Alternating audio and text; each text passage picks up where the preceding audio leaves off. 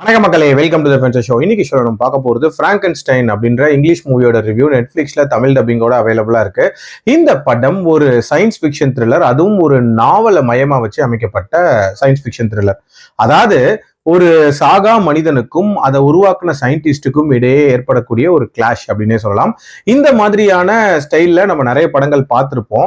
சொல்லப்போனா ரோபோ மாதிரியான படங்கள்லாம் இதை இன்ஸ்பயர் பண்ணி தான் எடுத்திருப்பாங்களோ அப்படின்ற ஒரு கேள்வியே வந்துச்சு. ஏன்னா இந்த படத்தோட கோர் தீமுமே கிட்டத்தட்ட அதே மாதிரிதான் இருக்கும். ஸ்டார்டிங்லேயே நார்த் போல்ல ஒரு ஷிப் ஸ்ட்ரக் ஆகி நிக்குது. அந்த கேப்டனும் அந்த க்ரூ மெம்பர்ஸும் சேர்ந்து ஒரு நபரை பாக்குறாங்க. அந்த நபர் தான் பிராங்கென்ஸ்டைன். பயங்கர ரத்த காயத்தோட இருக்காரு. அவரை தேடி ஒரு கொடூரமான மனுஷன் வரான்.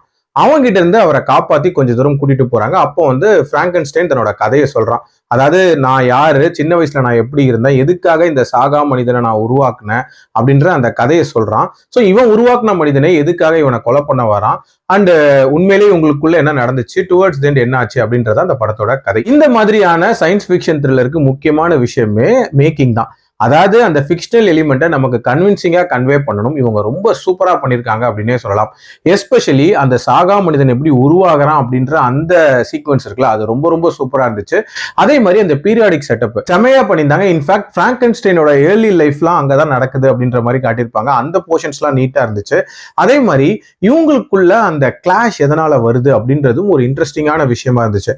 பொதுவா நம்ம ரெண்டு பேர்ல பார்க்கும்போது யாரு தப்பானவங்க அப்படின்ற மாதிரி நமக்கு ஃபர்ஸ்ட் இம்ப்ரெஷன் வரும். கண்டிப்பா இந்த கிரியேச்சர் மேலதான் வரும்.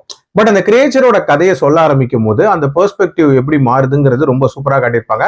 அண்ட் அந்த கிரியேச்சரோட கதை அப்படின்றதும் ரொம்ப ரொம்ப நீட்டா இருந்துச்சு. எனக்கு இந்த படத்துல ஒரே ஒரு விஷயம் என்னன்னா, அந்த கிளைமேக்ஸ் அப்படின்றது ரொம்ப ஈஸியா எல்லாத்தையும் அக்செப்ட் பண்ணிட்டு போன மாதிரியான ஒரு கிளைமேக்ஸா இருந்துச்சு அப்படின்னே சொல்லலாம். மற்றபடி இந்த படம் ஒரு தரமான படம். கண்டிப்பா ட்ரை பண்ணி பார்க்கலாம். என்னோட ரேட்டிங் இந்த படத்துக்கு 3.4 out of 5. அடல்ட் கண்டென்ட்டை பொறுத்த வரைக்கும் ஸ்லைட்டா சில நியூட் சீன்ஸும் அண்ட் கோரி காட்சிகளும் இருக்கும். அதுக்கேற்ற மாதிரி பிளான் பண்ணிக்கோங்க. மீண்டும் அடுத்த விமர்சனத்தில் சந்திக்கிறேன். நன்றி, வணக்கம்.